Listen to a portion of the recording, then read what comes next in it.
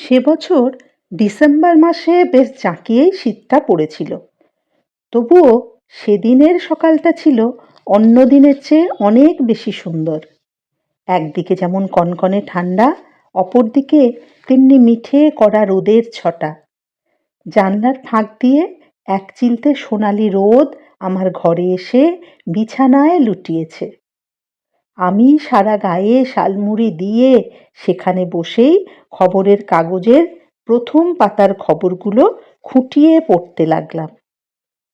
ভজুদা এক cup coffee ও মাখন toast নিয়ে এসে অন্য একটি পুরনো কাগজ বিছানায় পেতে তার ওপরে রাখল।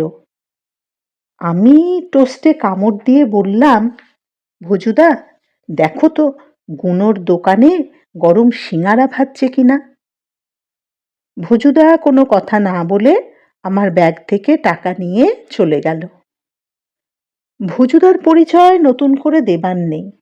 আমাদের গ্রামের লোক এবং খুবই বিশ্বস্ত।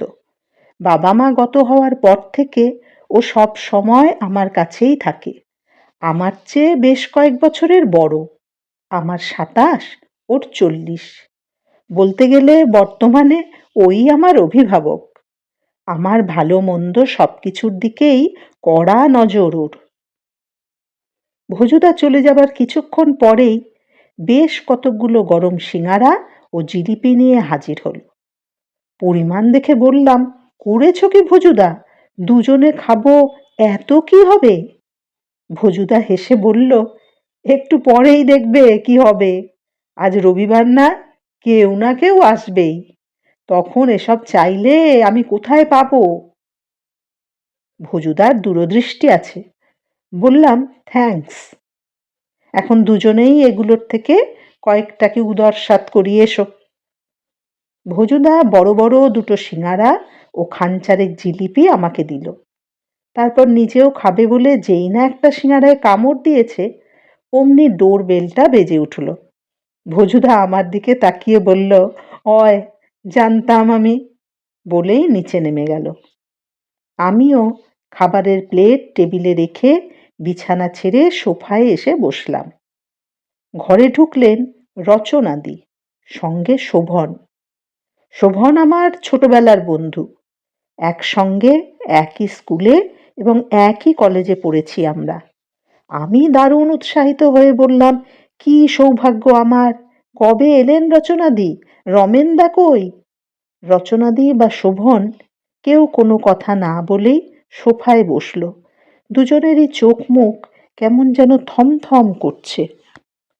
আমি জিজ্ঞেস করলাম, মুখে হাসি নেই কেন? খবর ভালো তো? রচনাদি সোফায় দেহটা এলিয়ে দিয়ে চোখ বুজে বসে রইলেন। শোভন বলল, খুব খারাপ খবর। কি রকম? কয়েকদিন আগে খবরের কাগজগুলোতে যে চাঞ্চল্যকর খবর ছাপা হয়েছিল, সেটা পড়েছিস নিশ্চয়? হ্যাঁ, পড়েছি। গুমলার আতঙ্ক। সেই আতঙ্কের বলি হয়েছেন রমেনদাও। আশ্চর্য, কাগজে কারো নাম দেয়নি তো। শুধু লেখা ছিল, গুমলা ও গমরিয়া থেকে 3জন অতি সাধারণ মানুষকে প্রথমে গুম ও পরে খুন করা হয়েছে, এবং এসব হয়েছে রাতের অন্ধকারে। তারপর থেকে অঞ্চলের মানুষের মনে এমন আতঙ্ক ছড়িয়েছে যে সন্ধ্যের পর কেউ ঘর ছেড়ে বেরোচ্ছে না। অনেকে গ্রাম ছেড়ে চলেও যাচ্ছে। রমেনদা কি তাহলে ওই আতঙ্কের বলি? মনে হয়। কেননা 1 সপ্তাহ ধরে রমেনদার কোনো খোঁজ পাওয়া যাচ্ছে না। এমনকি তার কোনো ডেড বডিও মেলেনি কোথাও। সে কি? বাকিটা রচনাদির মুখ থেকেই শোন। এই সুন্দর সকালে এমন একটা দুঃসংবাদ যে শুনতে হবে, তা স্বপ্নেও ভাবিনি। ভজুদা ততক্ষণে প্লেট সাজিয়ে সিঙাড়া ও জিলিপি রচনাদি ও শোভনের দিকে এগিয়ে দিয়েছে। রচনাদি বললেন, এসব কিচ্ছু আমি খাবো না ভাই। কোনো কিছুই মুখে দিতে ভালো লাগছে না আমার। পারলে 1 কাপ চা কিংবা কফি আমাকে দাও। আমি বললাম, খাওয়া ত্যাগ করলেই কি সমস্যার সমাধান হবে? এসব খেতে আমারও ভালো লাগবে না। এখন বলুন, বুবাই কেমন আছে? বুবাই হলো রমেনদা ও রচনাদির নয়নমণি। বছর দেড়েকের ছোট্ট শিশু, ভারী মিষ্টি, দেখলেই আদর করে কোলে নিতে ইচ্ছে করে।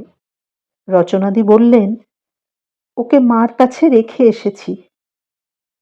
আপনি এসেছেন কবে? গতকাল।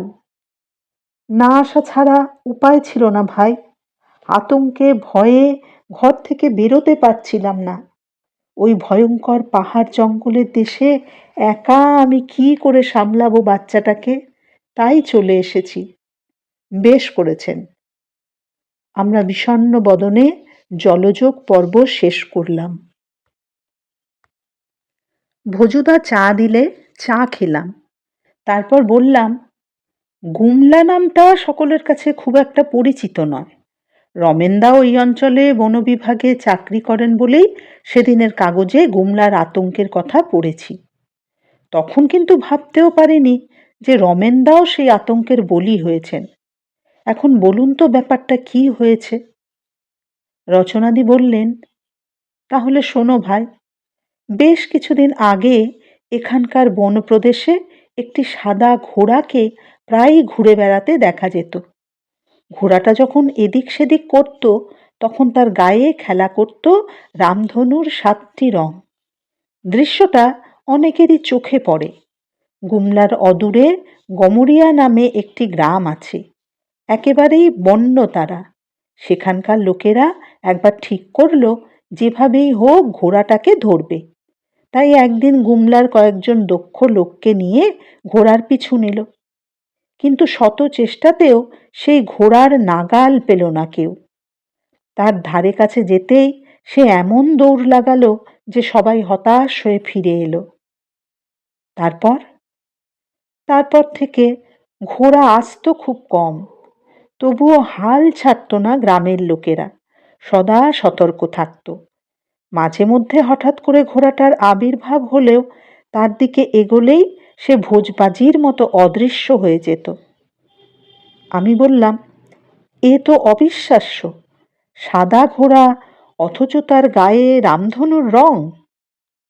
সব সময় নয়, কোনো রকম মুভমেন্ট হলেই রামধনুর 7টি রং খেলা করত তার গায়ে। তোমরা বিশ্বাস করবে কিনা জানি না, সেই ঘোড়াটাকে দূর থেকে আমিও একবার দেখেছি। অথচ ওখানকার জঙ্গলে শুনেছি অনেক হিংস্র জন্তুর বাস, তাদের নজর এড়িয়েও ঘোড়াটা নির্ভয়ে ঘুরে বেড়াতো। ঠিক তাই। অবশেষে অনেক পরিকল্পনা করে গ্রামের লোকেরা ঘোড়াটাকে ধরবার জন্য একটা ফাঁদ তৈরি করলো। কিন্তু সমস্ত পরিকল্পনাই ব্যর্থ হলো তাদের। ঘোড়া তো ফাঁদে পড়লই না, আর সেদিন থেকে ঘোড়াটাকেও দেখা গেল না কোথাও। আমাদের কথার মাঝেই ভজুদা এসে বলল, আপত্তি না থাকলে আর এক রাউন্ড করে চা কিংবা কফি হবে? আমার হয়ে শোভন বলল, কফি নিয়ে এসো এবার। এরপর কিছুক্ষণের জন্য নীরবতা পালন করলাম আমরা। ভজুদা কফি নিয়ে এলে কফি খেতে খেতেই বললাম, তারপর? রচনাদি বললেন, তারপর একদিন হাজারিবাগের দিক থেকে এক সুদর্শন যুবক তার 2জন বন্ধুকে নিয়ে এখানে এলো ওই ঘোড়াটির সন্ধানে। এখানকার কোনো একটি কাগজেও নাকি ওই ঘোড়ার ব্যাপারে কিছু সংবাদ প্রকাশিত হয়েছিল। তারই সূত্র ধরে এসেছিল সে। জঙ্গলে তাঁবু খাটিয়ে মাত্র 2 রাত ছিল ওরা। 3য় দিন ভোরে ভালুকের আঁচড় কামড়ে ক্ষতবিক্ষত সঙ্গী 2জন প্রাণ নিয়ে ফিরে এলেও যুবকের কোনো সন্ধান পাওয়া গেল না। তবে তার বন্দুকটি তাঁবু থেকে কয়েক হাত দূরে এক জায়গায় পড়ে থাকতে দেখা গেল। ওর সেই সঙ্গীরা এখন কোথায়? তারা রাঁচির হাসপাতালে ভর্তি আছে। যুবকের নাম জানেন? হ্যাঁ, শুভায়ন বসু। একদিন আমাদের বাংলোয় আমার হাতে চাও খেয়ে গেছে ওরা। এই ঘটনার পরই তোমাদের রমেনদা গ্রামের 2-3জন লোককে নিয়ে ওর সন্ধানে জঙ্গলে যায়। কিন্তু সারাটা দিন ধরে জঙ্গল তোলপাড় করেও তার কোনো সন্ধান পায় না। এরপর থেকেই এক এক রাতে এক একজন লোক নিখোঁজ হতে থাকে। পরে তাদের মৃতদেহের সন্ধান মেলে গভীর জঙ্গলে। অক্ষত শরীর, অথচ গলার কাছটা মনে হয় যেন কোনো কিছুতে খুবলে নিয়েছে। স্ট্রেঞ্জ, রমেনদাও কি ওইভাবেই নিখোঁজ হলেন? ঠিক তা নয়, ওকে কেউ কিডন্যাপ করেনি। শুভায়নের বন্দুকটা কাঁধে নিয়ে সব সময়ই ও একা একা জঙ্গলে ঘুরে বেড়াতো। এক রাতে হলো কি, রাত তখন 10টা। এই জঙ্গলমহলে রাত 10টা মানে গভীর রাত।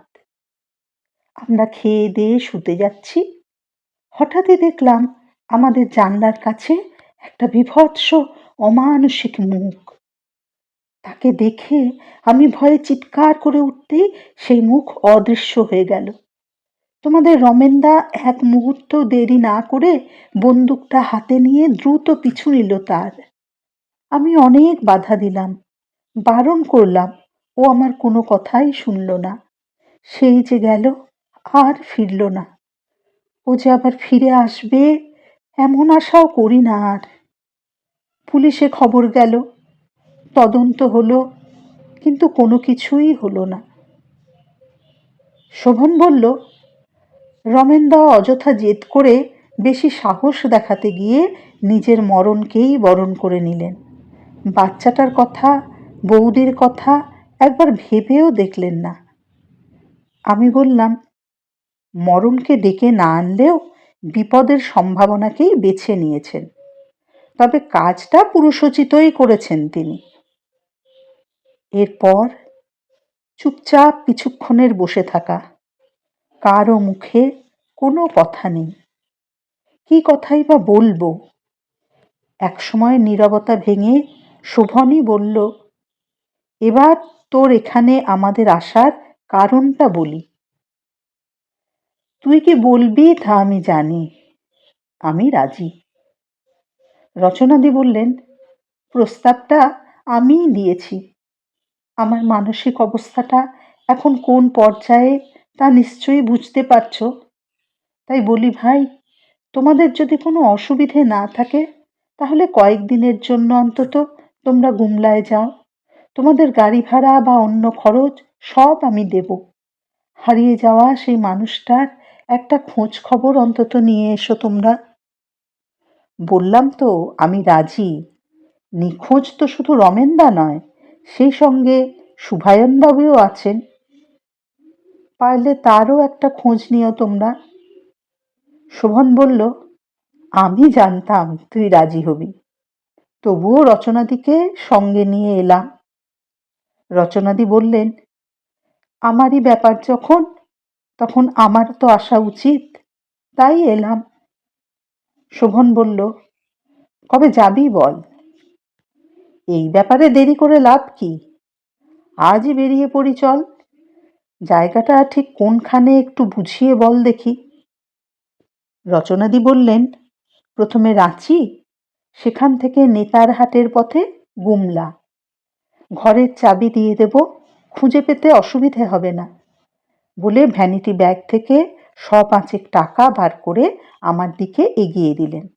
আমি বললাম, টাকা লাগবে না, আমার কাছে যা আছে তাতে ভালোভাবেই হয়ে যাবে, পরে লাগলে চেয়ে নেব। তবু রাখো, তোমার না হলেও শোভনের তো লাগবে। তাহলে শোভনকেই দিন। শোভন হাত পেতে নিল টাকাটা, বলল, এটাই তাহলে ফাইনাল, আর কোনো কথা হবে না, আজই রাতের গাড়িতে যাওয়া। রচনাদি ও শোভন বিদায় নিলে ভজুদা ফোঁস করে উঠল, বলল, এই তোমার এক রোগ, আত্মীয় নয়, স্বজন নয়, কেউ নয়, যেই তোমাকে একটু উস্কে দিল অমনি তুমি হুপ করে লাফিয়ে উঠলে। ওই বিপজ্জনক জায়গায় গিয়ে তুমি করবেটা কি শুনি? রমেনবাবু আর তোমাতে তাহলে তফাৎ রইল কোথায়? এইভাবে নিজের বিপদ কেউ ডেকে আনে? আমি বললাম, বিপদের ঝুঁকিটা না নিলেই তো হলো। 2-4 দিনের জন্য ওখানকার বনে পাহাড়ে ঘুরে এলে ক্ষতিটা কি? যা ভালো বোঝো তাই করো, বলে বাজারের থলি হাতে গজগজ করতে করতে নিচে নেমে গেল। আমিও আমার ব্যাগ নামিয়ে প্রয়োজনীয় জিনিসপত্রগুলো সব গুছিয়ে নিতে লাগলাম। আগে তো গিয়ে পৌঁছুই, তারপর অবস্থা বুঝে ব্যবস্থা করব। তবে কোনো হঠকারী সিদ্ধান্ত ভুলেও নেব না।